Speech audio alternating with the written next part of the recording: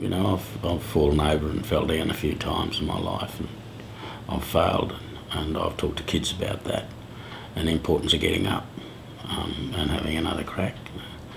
I've talked to kids about how important it is to turn up to school.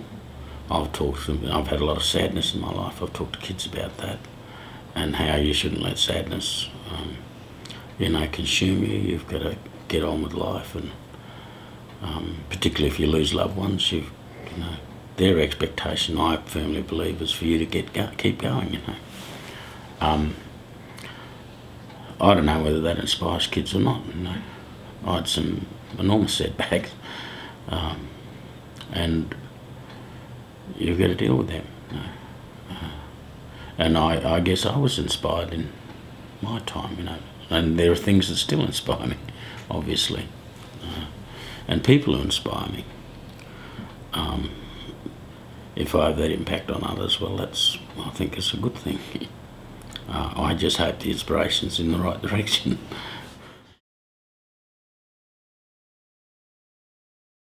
When you ask about how we're going with reconciliation, we need to be clear about what we mean by that, and I think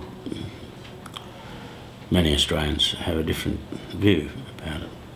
I like to see more of a process where we're building in this generation to hand on to the next generation a country that is more harmonious and has a better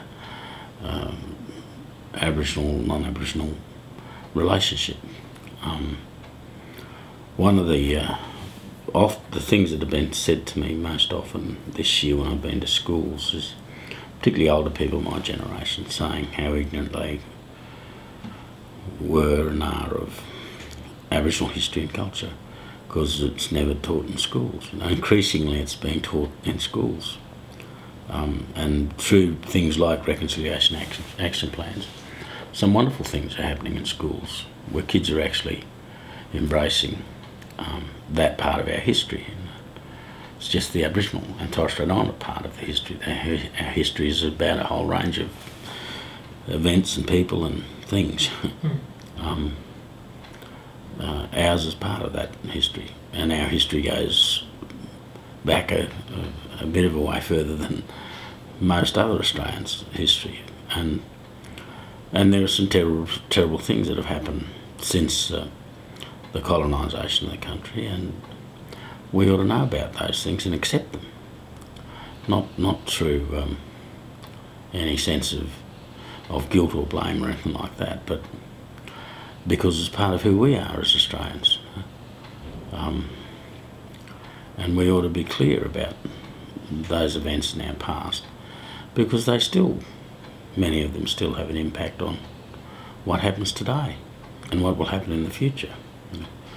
And reconciliation requires us to deal with those things from the past. So, that might hold us up on getting on with the future. So we need to deal with those, with what sometimes people call unfinished business. Exhausting. I'm really knackered, to tell you the truth. It's been a very heavy year, and not only does Australian of the Year, and I'm sure the others experience this, not only do you have to carry your regular work, but there's huge demands on your time. So I'm hoping to have a bit of OSP next year and have not so much a rest, but have some time where I can reflect and research and do some writing about a subject I've been putting off for too long. And I think I'll deserve a rest next year, and I wish whoever that person be, the next Australian of the Year, the very best of good wishes, and I'm happy to talk about the demands of the role. I did have a talk to Lee Kernaghan briefly. and he asked me if he said it's going to be tough, you know. He said, I hope you have a beer because you might need one every now and again. No, people have been wonderful. I mean, I've although it's been exhausting, I've thoroughly enjoyed the year. I mean, there's still a month and a half to go, you know. So, but there's some holidays interspersed there. So, but people have been most kind and generous and welcoming, and I hope I've inspired a lot of kids by my school visits, and you know,